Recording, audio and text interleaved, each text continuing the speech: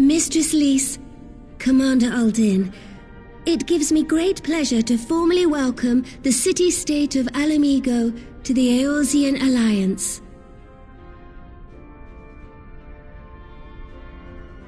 The pleasure is ours, Your Grace. I know I speak for all Alamegans when I say that we are glad of this chance to stand with our comrades of the Alliance. And we for our part are glad indeed to be able to welcome friends both old and new.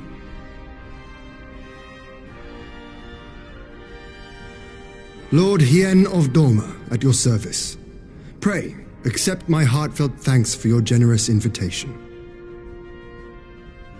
Nay, 'tis we who must thank you for journeying so far.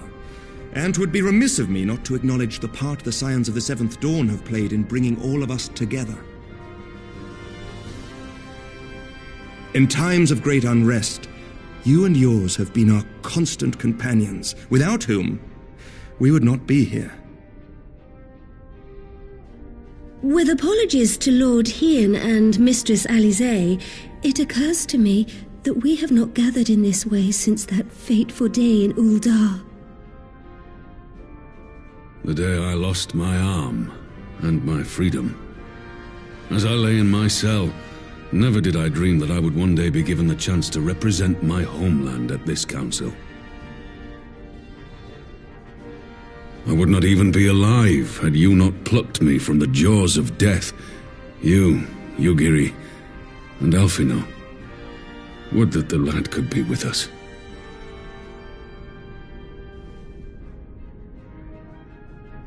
I too owe my presence here to Alphino, in so many ways. Until such time as he returns, I mean to carry on his good work as best I can.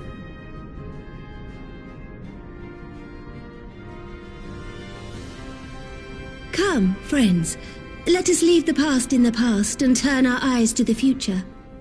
My Lord Hien, pray, tell us how things stand in the East.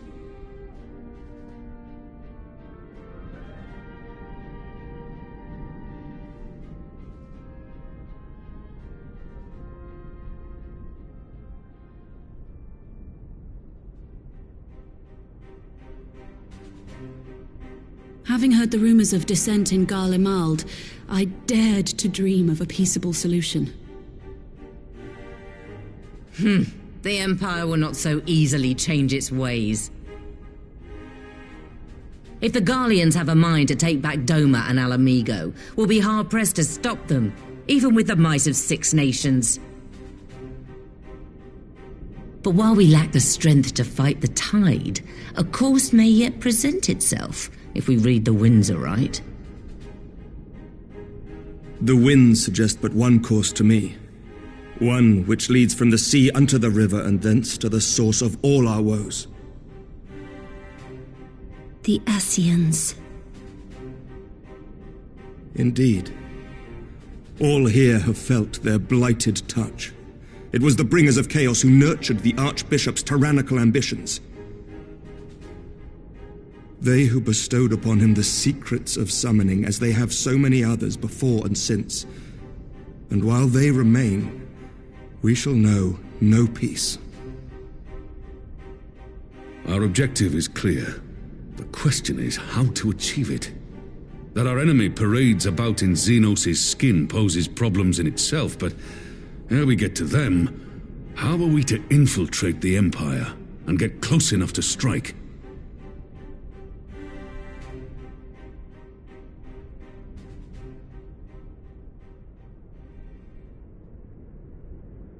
While I see the wisdom in targeting the Ascians, an assassination attempt on Garlean soil would do little to aid our cause, even were it to succeed. It's time we used our enemy's preferred tactic: subterfuge. You have an idea? Speak your mind, Master Thancred. None here know the enemy better than the Scions, and you mayhap best of all. Whatever it is you propose, we will give it fair hearing. On that you have my word. Very well, Admiral. My proposal is thus. we dispatch the shinobi to Imperial territory. There, they sow the rumor that the Crown Prince perished in the battle for Alamigo, and that the man parading around is in fact a corpse inhabited by a servant of darkness.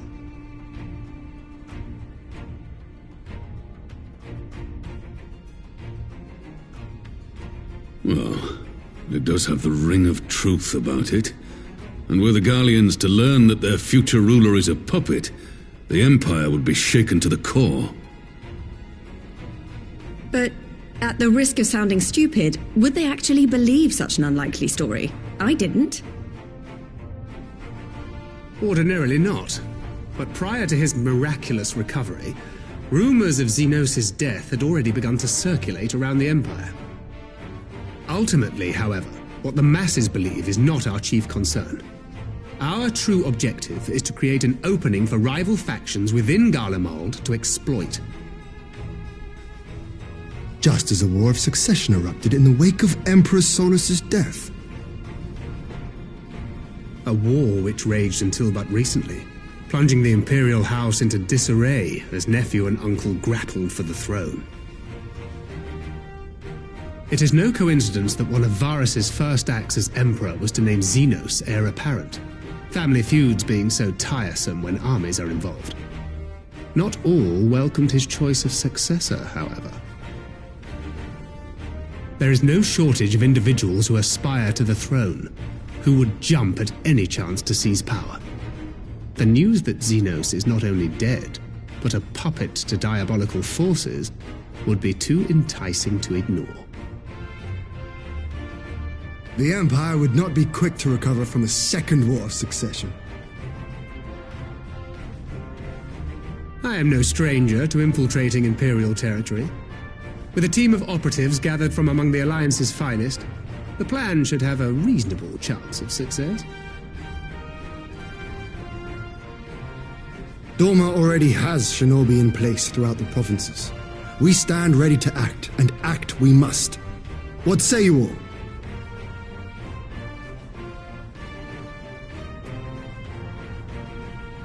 I'm for Master Thancred's proposal.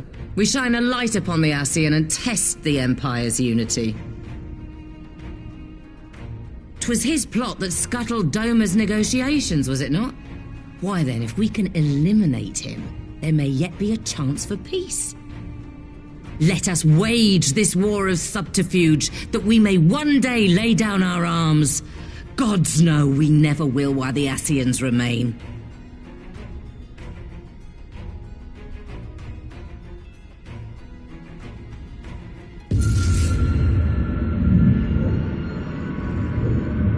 That way. Sorrow.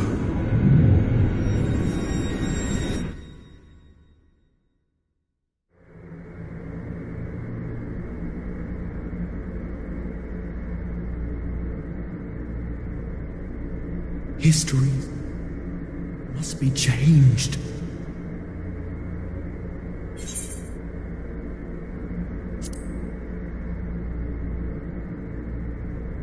Ahead looms a calamity.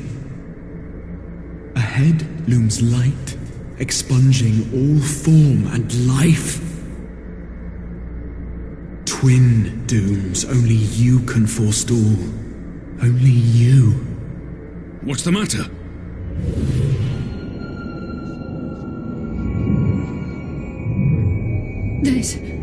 There's a voice.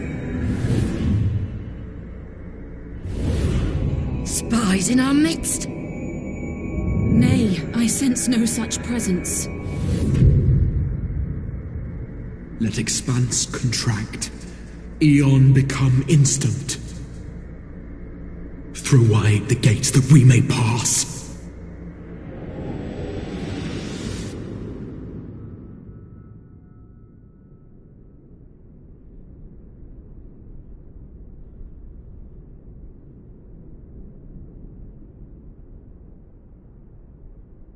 Is it over? Master Thancred!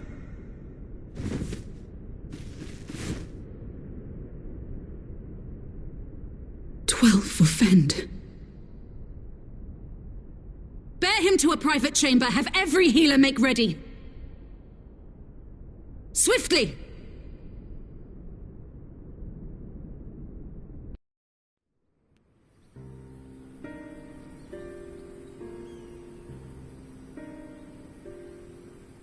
Master Thancred remains in slumber. Though his vital signs appear stable, he's unresponsive. What could have done this? And why just him and not the others? I'm afraid we could not identify the cause, my lady. Our examinations revealed no wounds, nor the presence of any poisonous substances. Gods, that only makes it worse. You're to let us know the moment there's any change, all right?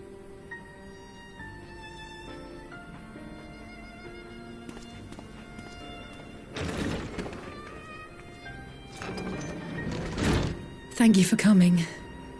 Knowing Thancred, he would apologize for being otherwise engaged at so crucial a juncture. In gifting us a course of action, Thancred sowed the seed of all that is to follow. We have but to nurture it as best we can. To him, I would say, rest easy, that he may wake to enjoy the fruits of our labours. Now, the matter of the mysterious voice must not be forgotten. Will you tell me exactly what happened? Alizé and I heard a voice in the moments before Thancred collapsed. It was accompanied by a severe headache, as if something were clutching at our minds. Did you experience the same thing?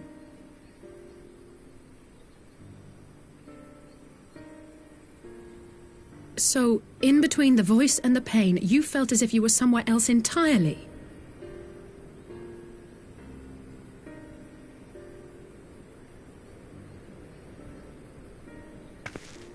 Your testimony confirms my suspicion. That which you experienced was, I believe, your soul being plucked from your flesh. Called.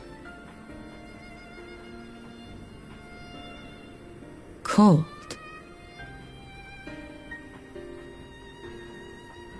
I myself examined Thancred.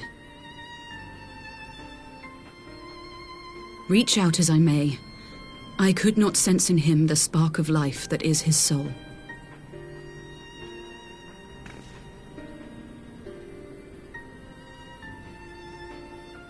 That Thancred alone was stricken so is likely due to his heightened sensitivity to the effects of ether, a consequence of his prior possession by the Ascian La Hebrea. The owner of the voice, whoever it may be, reached out to you, called your souls, and in so doing, caused you and yours such pain. But if that's true, where exactly are we being called to? I know not. Yet one thing is plain. Whoever waits for you on the other side is possessed of a power unlike any I have ever known.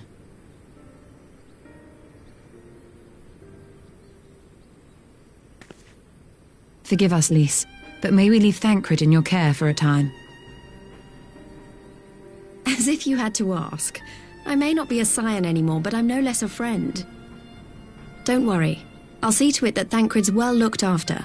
Just focus on solving this mystery, all right? Thank you, Lys. As the Elder Seedseer says, 'tis no ordinary individual we are dealing with. Nor can we discount the possibility of Ascian involvement. Whoever or whatever is behind this, the sooner we find out, the better.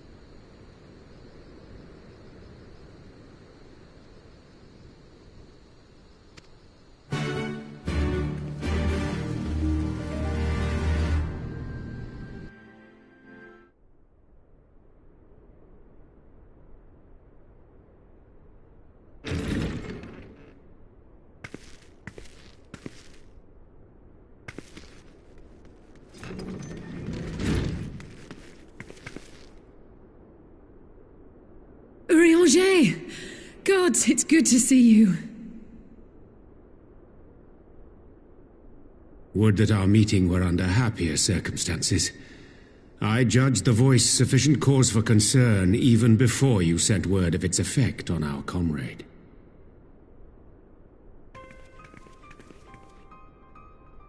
You heard it too, then?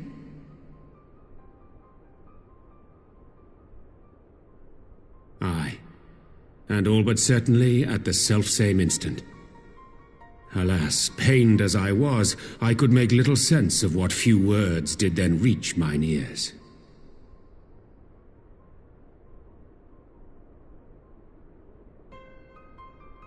Who do you think is responsible?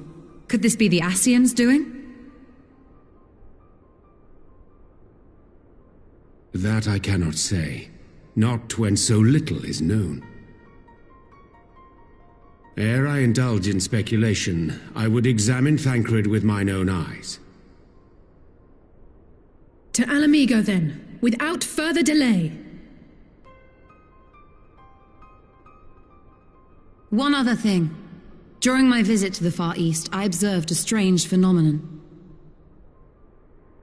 Thou referrest, I presume, to the localized reduction in etheric density. Well, that spares me the trouble of an explanation.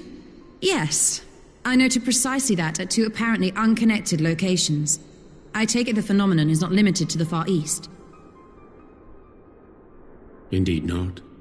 Of late, our agents charged with surveilling the beast tribes have spoken of little else. In every corner of the realm, they tell of places in which the ether hath grown thin.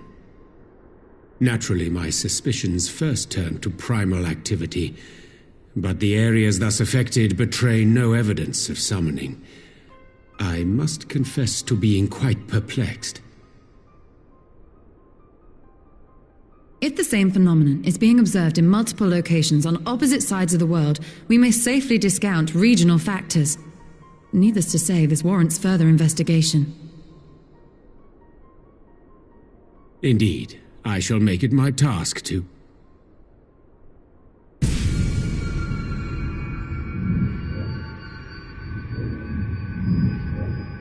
The voice. It calleth to me once more.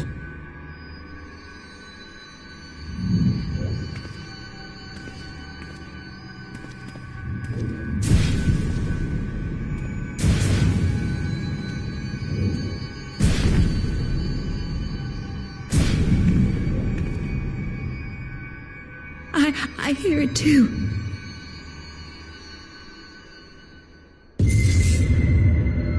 Only you. Only you. No! Ishtola! Rianger! Throw wide the gates.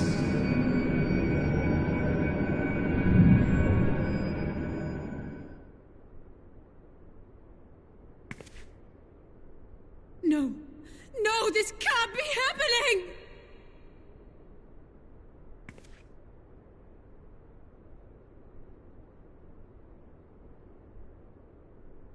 Y'shtola! Rianger! Open your eyes!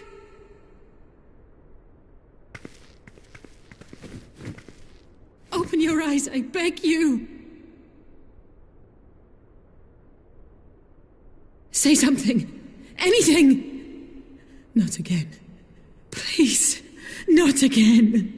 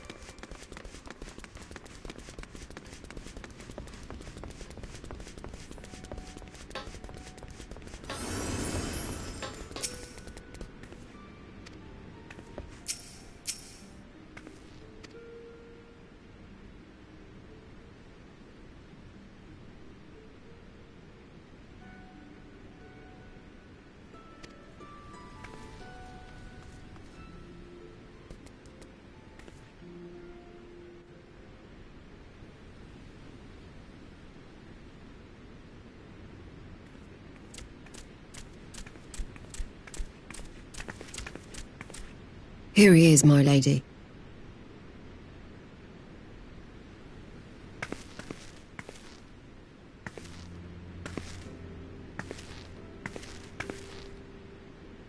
Gabu, it's been too long.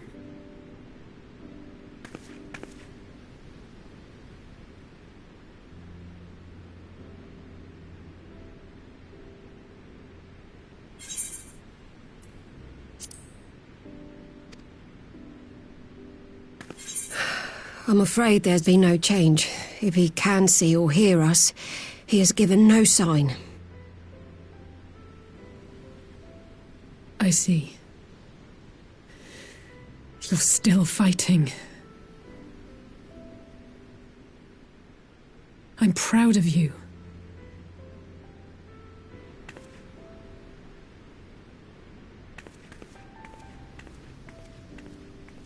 We promised that we would come and visit you together, didn't we? Alphino and I. I'm sorry that we haven't managed that yet.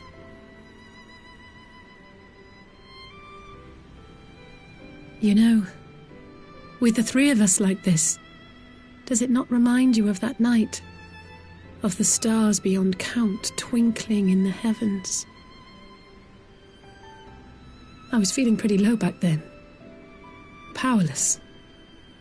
But I knew that my brother was close by if I needed him, and that the others would be waiting for me back at the Rising Stones. Not like now.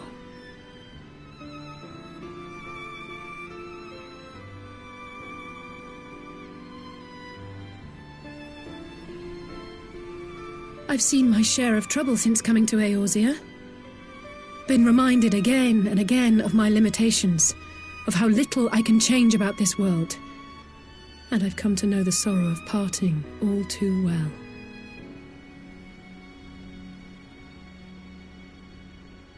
But to have the people I hold dear struck down before my eyes, and be powerless to help them, that I cannot bear.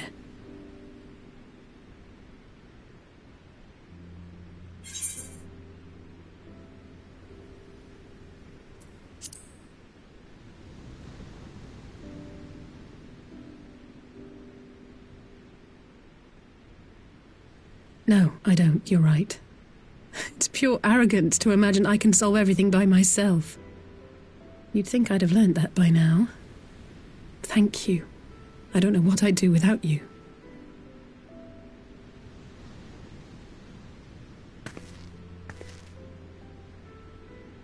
Well, that's more than enough brooding for one day. Come on. We have friends to save.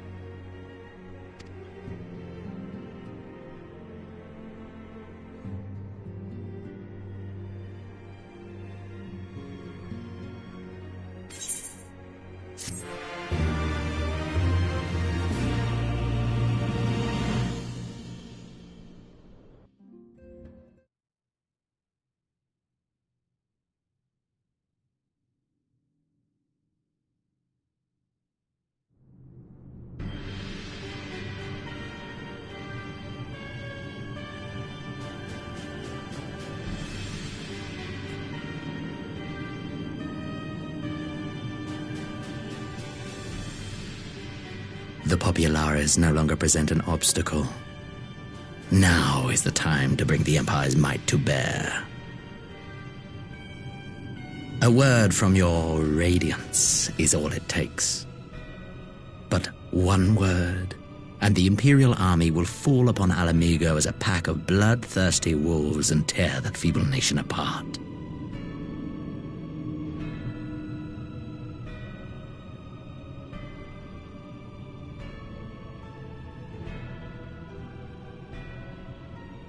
Have you no words for me?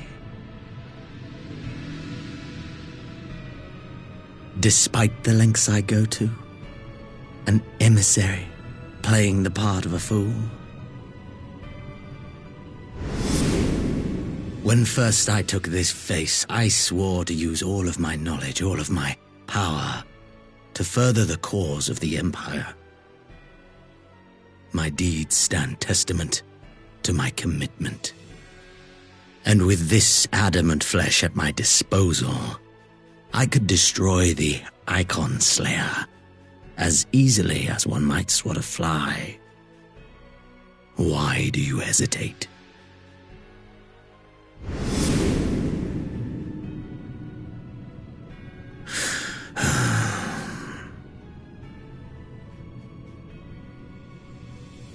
Our enemy is resourceful. Though victory is certain now, it will not remain so indefinitely. Deliberate if you must, but be quick about it. We'll speak again when you have unburdened yourself of doubt. Until then, I take my leave, Father.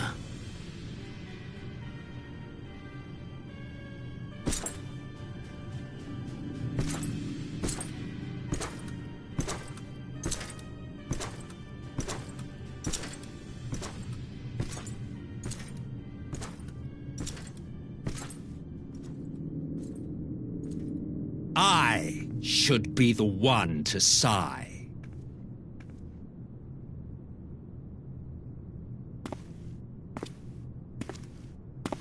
I played my part to perfection. I had earned my rest, and then, thanks to La Habrea's crowning act of idiocy, our favorite emissary sees fit to summon me back.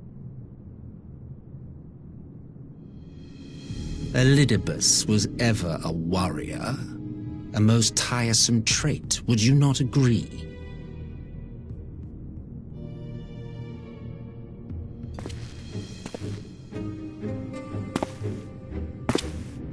What? Have you no words for me either? No matter. I've long grown weary of this mummery.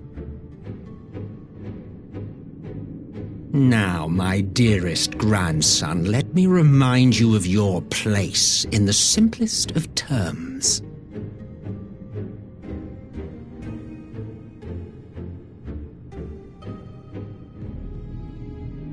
You do not make judgments, you administer them. Swiftly and to the letter. Naught else is your concern.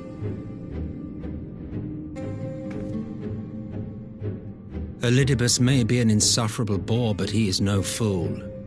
His choices as emissary seldom err.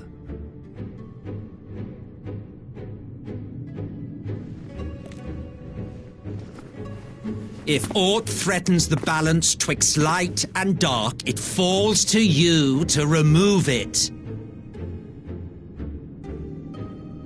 Be it by your own hands or by your armies, you have ample means at your disposal.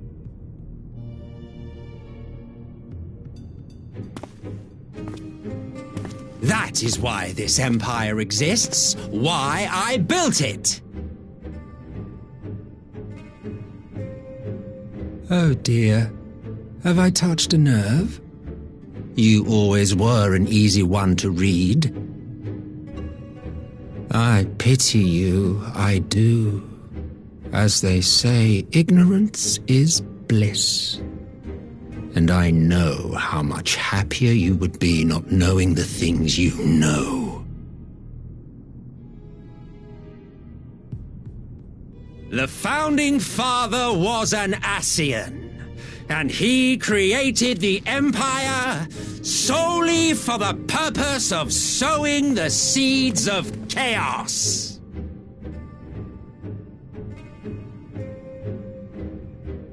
Don't take it personally. I merely do my duty.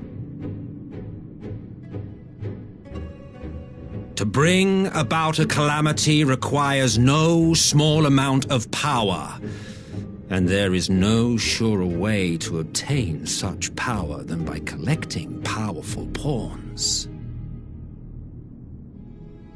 To that end, I have labored long and hard, and I must say I am quite pleased with my handiwork, paltry though it seems in comparison to Alec.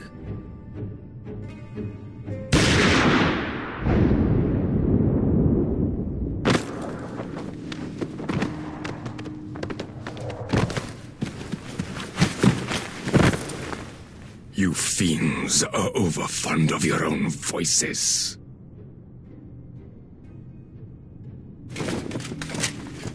Mark me, Ascian.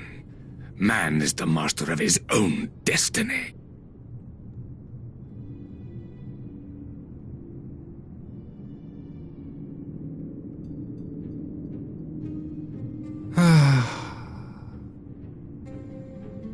Such a waste of time and energy, both yours and mine.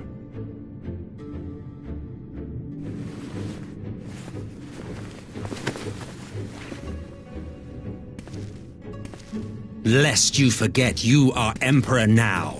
If you wish to spout drivel about man's destiny, save it for the masses. It will serve to give them a sense of purpose, and you pliant pieces for the game.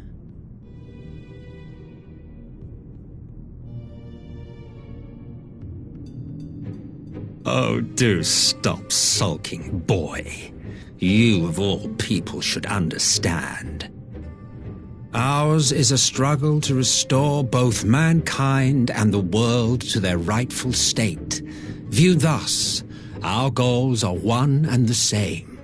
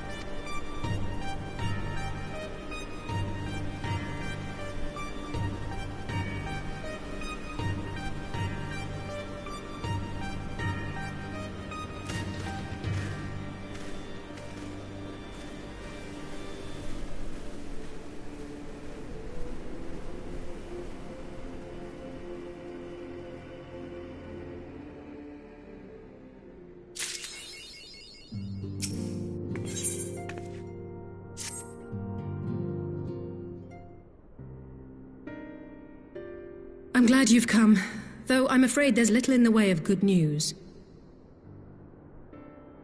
After you left, we reached out to both the Alchemists Guild and Stillglade Fane and attempted all manner of treatments. But the results were always the same. Whatever the answer is, it's not alchemy or conjury. Why did it have to be Y'shtola and Urianger and not me? Out of all of us, they are the ones who could feasibly have solved this puzzle. And Elfino's still missing. God, it's all going wrong. Where do we even start? A grave situation indeed. Might I be of some assistance?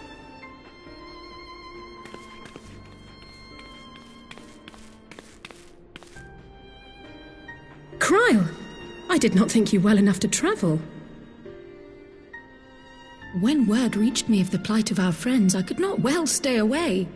As a fellow scion, not to mention your erstwhile mentor, this is one of those times you should feel free to call on me, regardless of my personal circumstances. Yes, I should have thought of that. Thank you for coming, Cryle. We would welcome your insight. And I should be happy to provide it. Now, what's this I hear about Alphino heading into Imperial territory? That boy always did have some funny ideas. Do you remember the speech he gave when he was accepted to the Studium?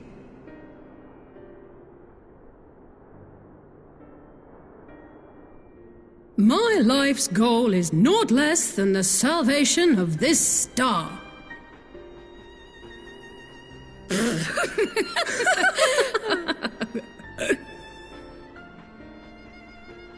That particular grand pronouncement has been a source of great embarrassment to him, as you know.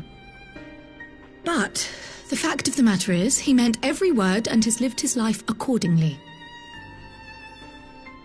Yes, he remains altruistic to a fault, but I'm worried he was too fixated on his goals to see the dangers, as has happened before. You needn't be so concerned.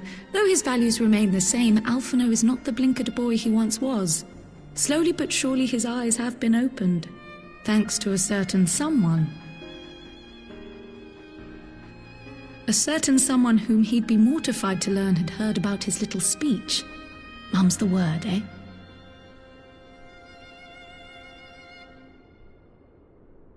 Right, I'd better have a look at our patients. They're in the infirmary, I assume. I'll need absolute quiet, so it would be best if I did this alone. If you'll excuse me.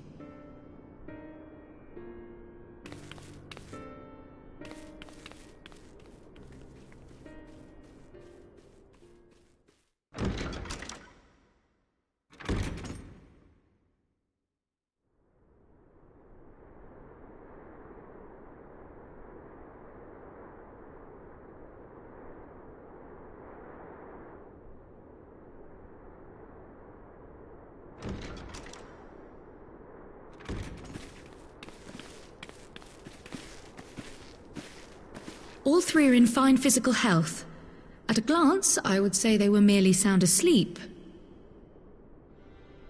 Except for the fact that I couldn't sense the slightest trace of them in their bodies. It's as if their souls have taken leave of their physical forms. Ah, yes. The Elder Seedseer made a similar observation. I've read the report. When you heard this mysterious voice, you described feeling as if you were somewhere else, yes? If we assume the ether which comprises your essence is being drawn to some other place, then it may be possible to follow the trail it leaves behind, just as we did in our search for Thancred. I wasn't around for that, but I can't imagine it was easy. Oh, it wasn't. But that's no reason not to try. I will have need of Master Matoya's crystal eye if I'm even to make the attempt. So I suggest we pay her a visit.